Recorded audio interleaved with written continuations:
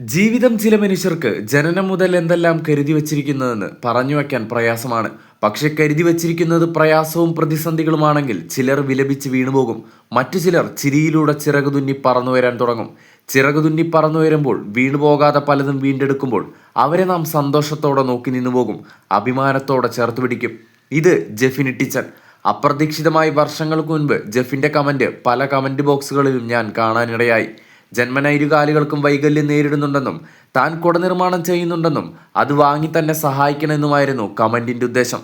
ജെഫിനെ കൂടുതൽ അറിയാൻ ശ്രമിച്ചപ്പോൾ ഒരു കാര്യം മനസ്സിലായി. പതറാതെ പൊരുതുന്ന ഒരു അങ്കമാലിക്കാരൻ.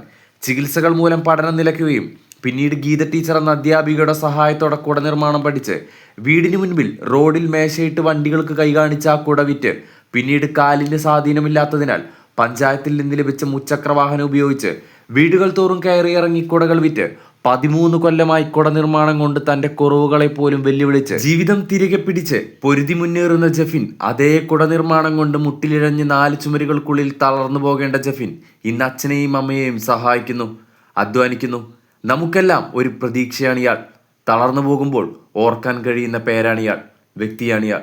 നിങ്ങൾക്കും ജെഫിനെ സഹായിക്കാം. കുടകൾ വാങ്ങാം. താഴെ കാണുന്ന നമ്പറിൽ മെസ്സേജ് ചെയ്യാം.